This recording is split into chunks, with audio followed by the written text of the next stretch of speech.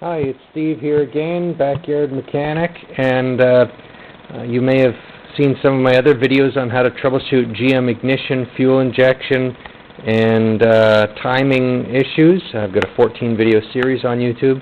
I've recently acquired a 2001 GM Tahoe, or I guess Chevrolet Tahoe, and the windshield wipers didn't work, very similar to my old Sonoma, and I thought, gee, these GM wiper motors are known for having bad solder joints.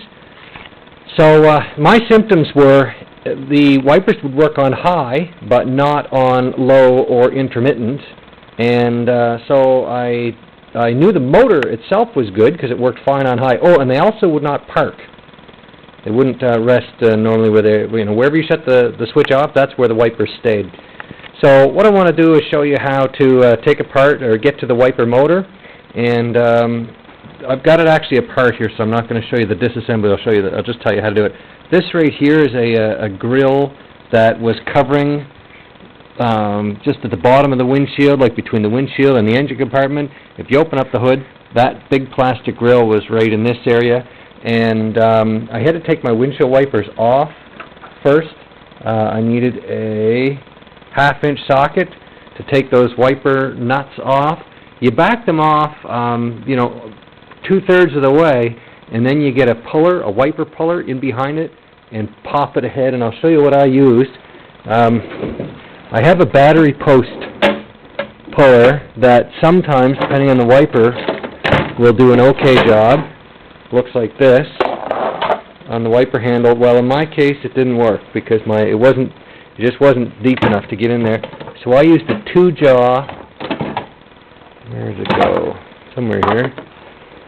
I used a 2-jaw puller. This guy, this is a pulley puller. This is like 100 times more powerful than I would need. But anyway, just very careful with it. And this is what I used to pop the windshield wipers off. So anyway, pop the windshield wipers off. And in this corner, this is the driver's side, there's a screw right in by the hinge of the hood. You got to take that screw out, same as on the other side. And then there's one on the passenger side as well. And then you also want to detach the windshield washer output or nozzles or whatever you want to call them that the windshield wiper hose is connected to. So here's a windshield wiper, and there's the washer fluid hose. So I unplug that on both the wipers. And also the other thing to keep in mind is this big vented grill thing. Your antenna goes right up through it, so you're not going to actually take the grill out. You're just going to slide it, slide the driver's side of it towards the towards the battery, and that'll give you access to the motor, the windshield wiper motor.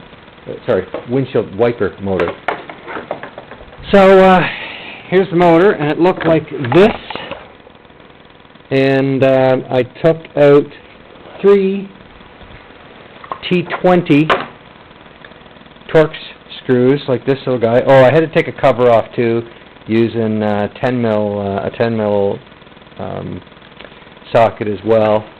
Here's that cover. So anyway, took that cover off and exposed the wiper motor. Now to get the connector off, it's kind of tricky, and you don't want to break it. Here's my little screwdriver here. I had a little flat screwdriver, like this guy right here, and I actually put a mirror on the, rested it underneath the windshield wiper motor so I could look up at the wire harness as I was working. And you can see here how that little connector has a tab in it, and the best way to get it out, your fingers have a difficult time getting in there. I stuck a flat screwdriver underneath that little tab, and when I did that, the connector came right off. Okay. Now I get the connector off, and the T20, I'm pretty sure they're T20. Yep, T20, 3 T20 bolts, and then the cover comes off. Okay, so once the cover's off, here I am. Once the cover comes off, this circuit board will look like this. I guess it comes off in the cover. Yeah, so just be careful taking the cover off.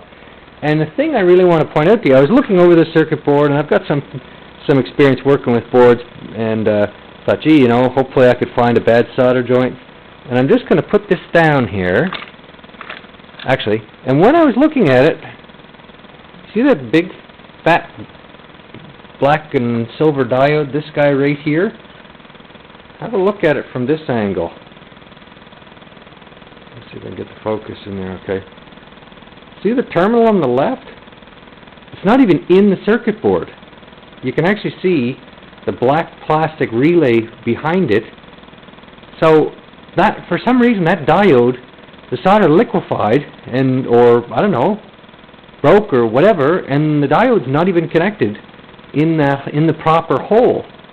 And I can see right here, this is a really poor solder joint, and the other end of the diode as well, really very poor. So I'm going to actually liquefy both of those solder joints, reinsert that diode, and put a big blob of solder in there, and hopefully that keeps it together. I won't simply bend that diode down into the hole, for one, because there's solder in that hole that it has to go in, so I know it wouldn't go in anyway, and two, it would heavily stress the board on the end that's still connected. So anyway, that's what I think is the problem, and hopefully I can save someone else replacing that board and some aggravation. And I'm going to finish the video here, but in my comments about the video I'll tell you whether this actually fixed the problem or not. I hope it will. Good luck on your project.